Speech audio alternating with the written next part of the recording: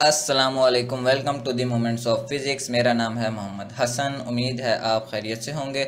आज मैं आपको चैप्टर 3 के न्यूमेरिकल प्रॉब्लम एक्सप्लेन करूंगा, जो कि रिमेनिंग प्रॉब्लम्स रह गए थे 3.9 से लेकर 3.15 तक। आज मैं आपको एक्सप्लेन करूंगा और कम्प्लीटली सॉल्व करने का तरीका बताऊंगा। इससे पहले अगर आपने मेरे चैनल को सब्सक्राइब नहीं किया है तो मेरे चैनल को सब्सक्राइब करें और बेल आइकन को प्रेस करें ताकि आपको हर आने वाली वीडियो की अपडेट मिलती रहे।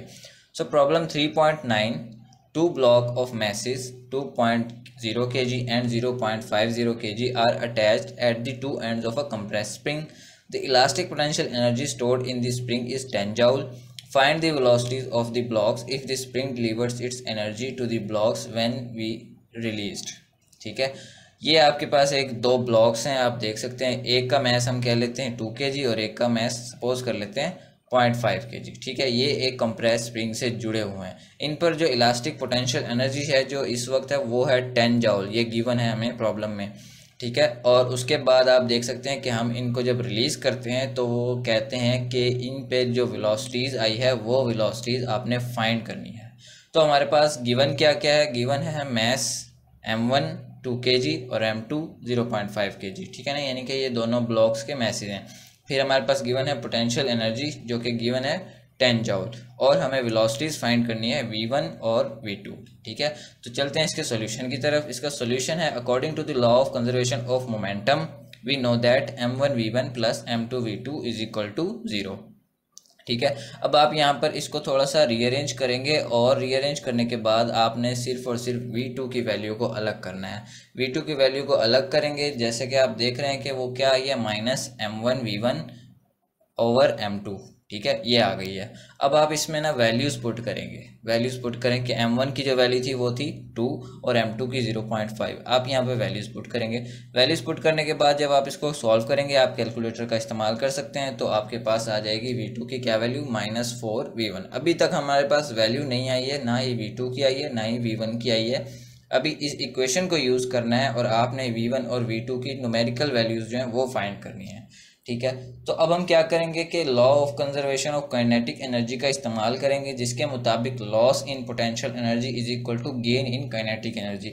ये बिल्कुल ऐसा ही है कि अगर कोई बॉडी रेस्ट पर है, उस पर पोटेंशियल एनर्जी हो रही होती है, तो अगर हम उस पर फोर्स लगाएंगे तो उसकी पोटेंशियल एनर्जी कम हो रही होगी और उसमें काइनेटिक एनर्जी बढ़ रही होगी। बिल्कुल इसी के बराबर है। ठीक है ना, तो potential energy is equal to kinetic energy, ये हमारे पास है। अब आप यहाँ पर क्या करेंगे कि पोटेंशियल एनर्जी की वैल्यू जो गिवन है 10 आप वो लिखेंगे, और गेन इन काइनेटिक एनर्जी का फार्मूला होता है जैसे कि हाफ mv² होता है, लेकिन यहाँ पर मोमेंटम के हिसाब से अगर हमने इसको देखना है तो half m1v1² plus half m2v2²।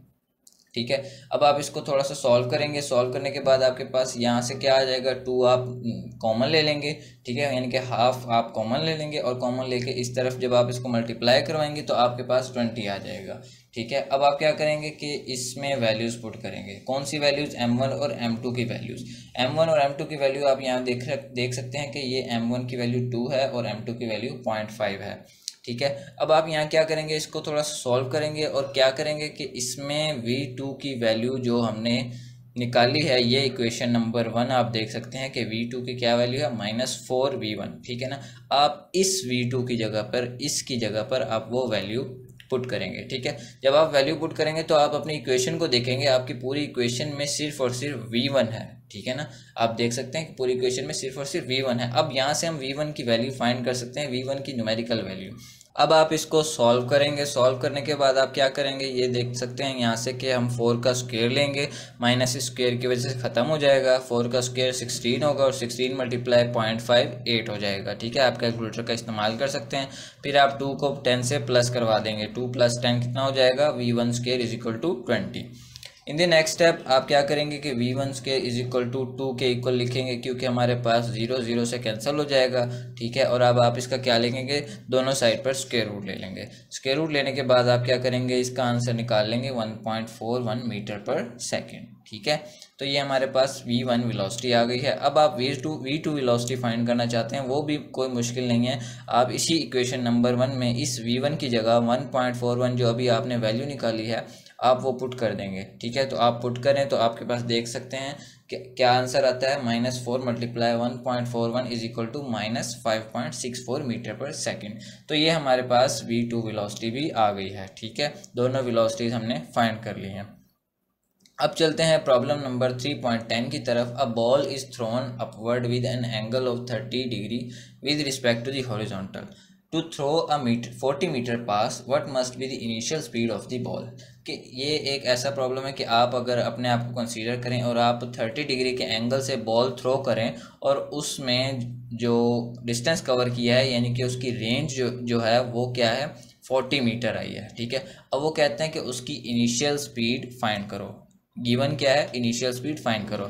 सो आप लिख सकते हैं कि थीटा हमारे पास 30 डिग्री है, रेंज हमारे पास 40 मीटर है। आपने बस सिर्फ और सिर्फ इनिशियल वेलोसिटी फाइंड करनी है। उसके लिए आपने रेंज का फार्मूला यूज़ करना है जो कि हम प्रोजेक्टाइल मोशन में डिराइव कर चुके हैं। वो क्या है, r is equal to vi² sin 2 theta over g, ठीक है। आप ये लिख सकते हैं। ये लिखने के बाद आप यहाँ पे क्या करेंगे, इसको थोड़ा सा रीअरेंज करेंगे। आप सिर्फ और सिर्फ vi की वैल्यू जो है वो अलग करेंगे, ठीक है। और अब आप क्या लिख सकते हैं, vi का दोनों साइड पे आप स्क्वायर रूट लेंगे। सो हमारे पास आ जाएगा vi इज इक्वल टू, इसमें आप वैल्यूज़ पुट कर दें। यहाँ पर जो आपकी वैल्यूज़ हैं, r की वैल्यू क्या आ जाएगी 40 मीटर, और फिर g की वैल्यू आपको पता है, वो आपको याद रखनी है, कितनी होती है 9.8, क्योंकि ये एक्सेलरेशन ड्यू टू ग्रेविटी है। फिर sin 2 थीटा हमारे पास 30 डिग्री है, आप यहाँ लिख सकते हैं 2 थीटा, ठीक है। इन द नेक्स्ट स्टेप 40 मल्टीप्लाई 9.8 वो हो जाएगा 392, और sin 60 की वैल्यू आप लिख देंगे 0.866, ठीक है। अब आप इसको क्या करेंगे, कैलकुलेटर का इस्तेमाल करके आप इसको सॉल्व करेंगे। हमारे पास इसका आंसर आ जाएगा vi 21 मीटर पर सेकेंड। तो हमने इसकी इनिशियल वेलोसिटी जो है वो भी फाइंड कर लिया है। ये भी आसान सा न्यूमेरिकल था, बस आपने फार्मूला याद रखना है जो रेंज का फार्मूला है। उसके बाद चलते हैं 3.11 problem. A ball is thrown horizontally from a height of 10 metre with velocity of 21 metre पर second. How far off it hit the ground and with what velocity. कि आपने 10 मीटर की हाइट से, ये आप सपोज कर लें कि ये जो ग्रीन कलर की लाइन है ये 10 मीटर की हाइट है। आपने यहाँ पर खड़े होकर आपने बॉल को थ्रो किया है, ठीक है ना, और उसमें जो वेलोसिटी आई है 21 मीटर पर सेकंड की वेलोसिटी से आपने थ्रो किया है, और 10 मीटर उसने डिस्टेंस कवर किया है, ठीक है ना। अब वो कहते हैं how far it hit the ground and with what velocity, यानी कि आपने यहाँ पर इसकी रेंज फाइंड करनी है, ठीक है। और जो आपने इसको थ्रो किया है यानी कि अलोंग वर्टिकल, वो जो हाइट है वो 10 मीटर है, ठीक है। और इसकी रेंज आपने फाइंड करनी है, क्या है, x या r आप कुछ भी कह सकते हैं, और इसकी वेलोसिटी भी फाइंड करनी है, ठीक है। तो इसके लिए हम यूज़ करेंगे y is equal to vi/t plus half GT²। Problem थोड़ा सा देखने में आसान लग रहा है लेकिन आसान नहीं है, ये काफ़ी कॉम्प्लिकेटेड है। आप समझें कि यहाँ पर initial velocity along x axis, initial velocity along y axis भी हम कंसीडर करेंगे, और इसी तरह final velocity along x axis और final velocity along y axis भी हम कंसीडर करेंगे, ठीक है। तो आप यहाँ पे क्या करेंगे, वैल्यूज़ पुट करें, और अब आप सबसे पहले टाइम निकालेंगे। हालांकि टाइम उन्होंने नहीं पूछा हुआ, लेकिन वो ज़रूरी है क्योंकि टाइम निकाले बिना आपके पास कोई और चॉइस नहीं है, ठीक है। तो आप यहाँ पर वैल्यूज़ पुट करेंगे। अब vi/y यहाँ पर 0 है, मैंने vi/y 0 पुट किया, तभी ये सारी टर्म हमारे पास 0 होती है।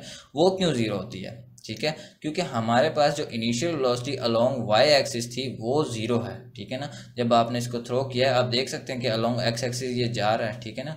तो आप यहाँ पर vi/y जो है initial velocity along y axis वो क्या है, 0 है, ठीक है ना।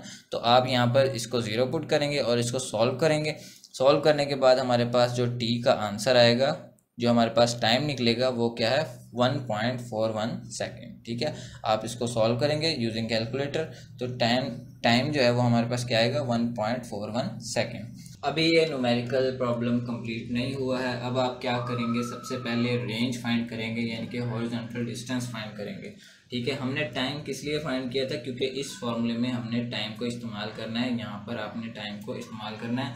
अब आपने फार्मूला देखा होगा कि S = VT, अक्सर आप फार्मूला यूज़ करते हैं, यानी कि S डिस्प्लेसमेंट या डिस्टेंस, ठीक है ना। उसके बाद हमारे पास VI वेलोसिटी होती है और T टाइम होता है, ठीक है ना। तो आप यहाँ पर अलोंग एक्स एक्सिस अगर आप डिस्टेंस फाइंड करना चाहते हैं तो आप ये फार्मूला यूज़ करेंगे, ठीक है। इसमें आप वैल्यूज़ पुट करेंगे 21 × 1.41 और उसके बाद x = 30 मीटर, ठीक है। अब आपने फाइंड करनी है वेलोसिटी। उसके लिए आपके पास ज़रूरी है कि आप VFY और VFX जो है हमारे पास, वो वेलोसिटी हमारे पास कंप्लीट हों, ठीक है।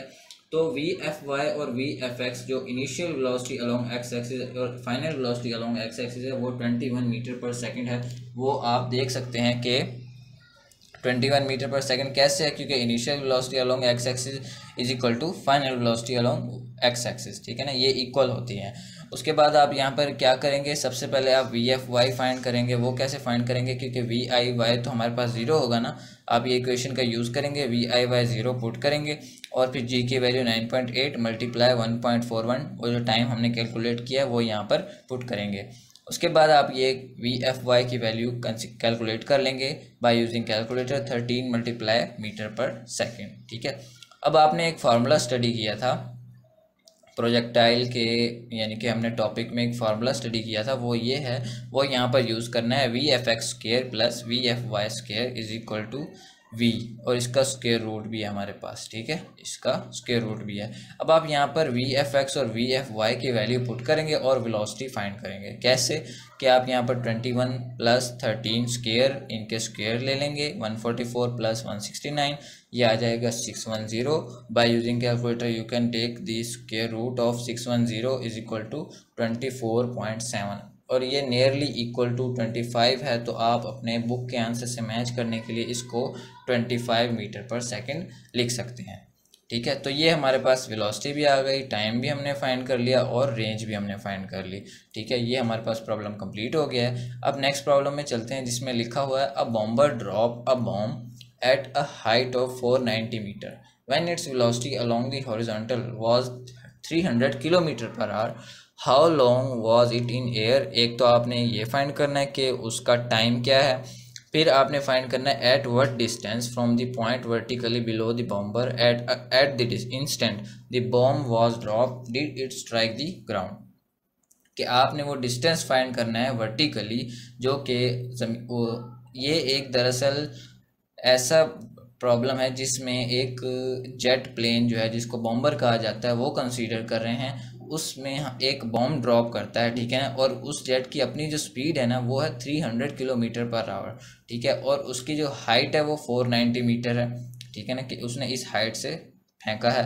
अब वो कहता है कि when its velocity along the horizontal was 300 kilometre, how long was it in air, कि उसका टाइम कितना है, जब कितना टाइम वो हवा में रहा है, वो बॉम्ब जो है कितना टाइम हवा में रहा है, और at what distance from the point vertically below the bomber at the instant the bomb was dropped, कि आपने वो डिस्टेंस फाइंड करना है कि जब वो बॉम्ब उसने रिलीज़ किया है, वो बॉम्ब जिस जगह पर गिरा है उस जगह का आपने डिस्टेंस फाइंड करना है, ठीक है ना।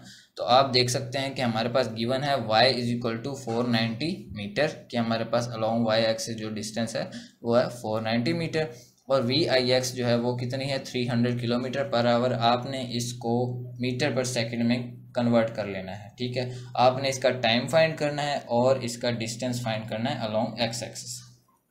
तो चलते हैं इसके सॉल्यूशन की तरफ। आप यूज़ करेंगे y = VIYT + ½ GT²। आप ये फार्मूला यूज़ करेंगे और इसके साथ साथ आप क्या करेंगे कि इसमें अब वैल्यूज़ पुट करेंगे, ठीक है ना।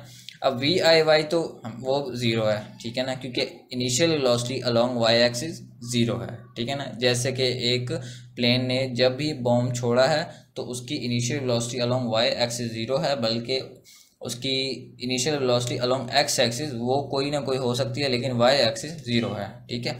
अब यहाँ पर y की जगह पर हम 490 पुट करेंगे प्लस हाफ 9.8 t², ठीक है ना। आप यहाँ पर वैल्यूज़ पुट करेंगे, उसके बाद हमारे पास 490 इक्वल आएगा 4.9 t²। यहाँ से आप t फाइंड कर लेंगे तो आपके पास टाइम फाइंड हो जाएगा, कितना होगा वो 10 के इक्वल, ठीक है। तो हमारे पास टाइम आ गया है। अब आपने और क्या फाइंड करना है, इसका डिस्टेंस फाइंड करना है। वो कितना होगा, वो बिल्कुल उसी फार्मूले से हम फाइंड करेंगे कि हमारे पास s is equal to v t का जो फार्मूला है हम यूज़ करेंगे, x is equal to v i y multiply टी, ठीक है ना। तो अब यहाँ पर 83.3 इसकी जो इनिशियल जो उसकी वेलोसिटी है 83.3 अलोंग एक्स एक्सिस, ठीक है ना। अब आप सोच रहे होंगे वी आई वाई यहाँ क्यों नहीं जीरो पुट किया, ये हम फार्मूला स्टडी कर रहे हैं अलोंग एक्स एक्सिस, ये फार्मूला स्टडी कर रहे हैं अलोंग वाई एक्सिस, ठीक है ना। तो x is equal to 83.3 multiply 10 और इसने कितना डिस्टेंस कवर किया है 833 मीटर, ठीक है। तो ये हमारे पास डिस्टेंस आ गया है 3.12 प्रॉब्लम का जो हमने सॉल्यूशन निकाला है उसका टाइम और डिस्टेंस हमने फाइंड कर लिया है। टाइम निकला है 10 सेकेंड और x हमारे पास जो डिस्टेंस है उसका वो है 833 मीटर, ठीक है। तो ये तो था प्रॉब्लम 3.12। अब आ जाते हैं प्रॉब्लम 3.13 की तरफ। Find the angle of projection of a projectile for which its maximum height and horizontal range is equal। इसमें आपने एंगल फाइंड करना है और उन्होंने आपको प्रॉब्लम में ही गिवन दे दिया है कि मैक्सिमम हाइट और हॉरिजॉन्टल रेंज इक्वल है, ठीक है। तो एंगल इसमें आपने फाइंड करना है और गिवन है कि h is equal to R यानी कि height is equal to range, ठीक है। अब आप यहाँ पर क्या करेंगे, आप सॉल्यूशन में हाइट और रेंज के जो फार्मूलाज है वो यूज़ करेंगे।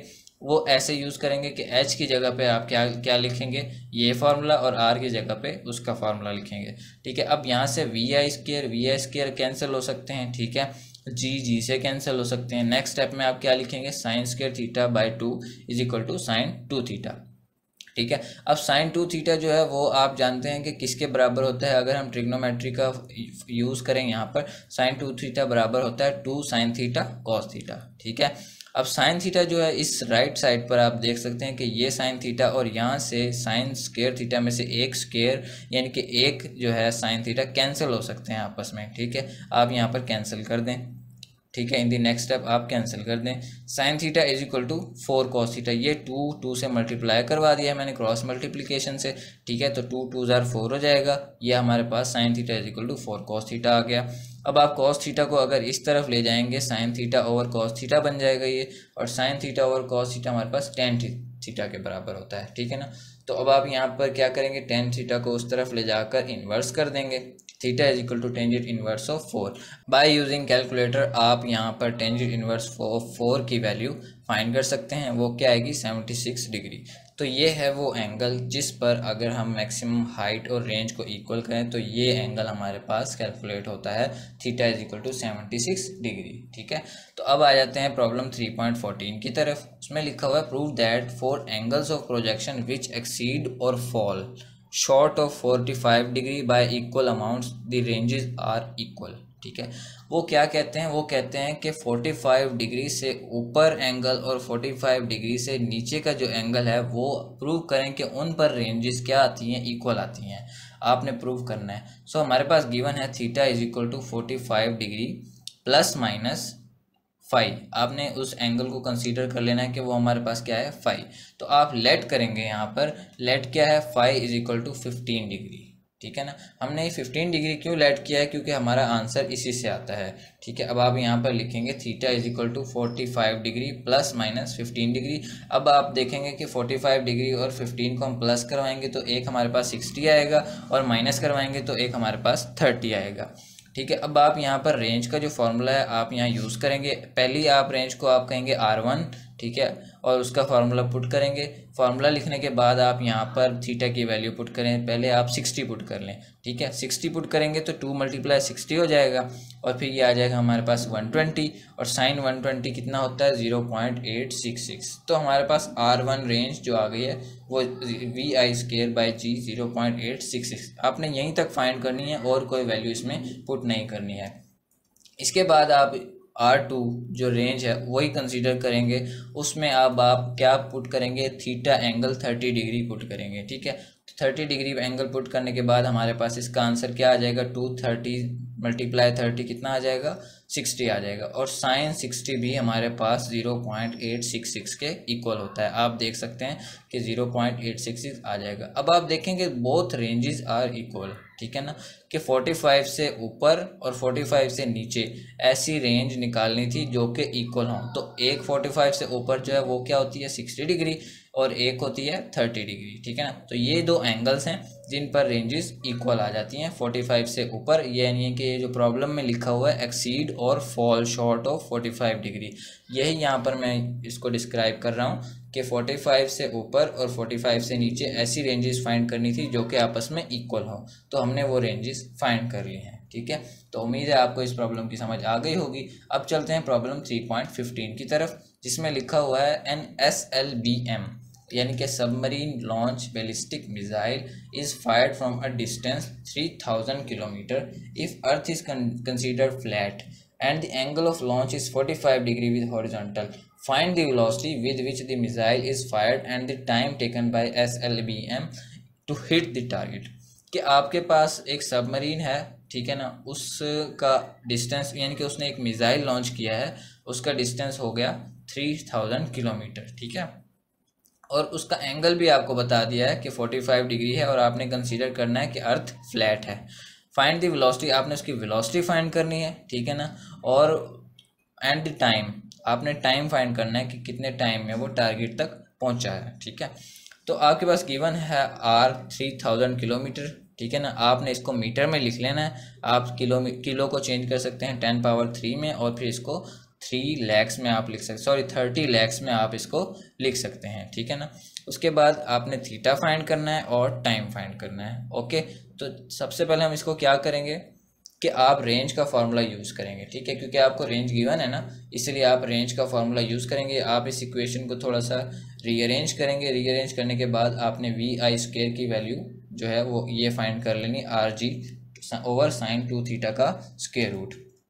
अब आपने यहाँ पर इनकी वैल्यूज़ पुट कर लेनी है। R की वैल्यू है 30 लाख मल्टीप्लाई G की वैल्यू 9.8, ये आपको याद रखनी है। उसके बाद साइन 2 थीटा, थीटा आपके पास था 45 डिग्री, या आप 45 डिग्री यहाँ पर पुट कर देंगे, ठीक है। अब आप इसको सॉल्व करेंगे, ठीक है। उसके बाद 2 × 45 तो हो जाएगा 90, ठीक है, और ये हम 30 लाख को अगर हम 9.8 से मल्टीप्लाई करवाएंगे तो 294,000,000 आ जाएगा, ठीक है। अब उसके बाद साइन 90 जो होता है वो होता है 1, ठीक है ना। तो आप इसको यहाँ पर नहीं लिखेंगे, आपके पास सिर्फ और सिर्फ 294,000,000 आ जाएगा, ओके। अब आप इसका ले लेंगे स्क्वायर रूट, ठीक है। स्क्वायर रूट लेने के बाद 5422.176 इसका आंसर आता है। आपने इसको मीटर पर सेकंड में लिखना है, ठीक है।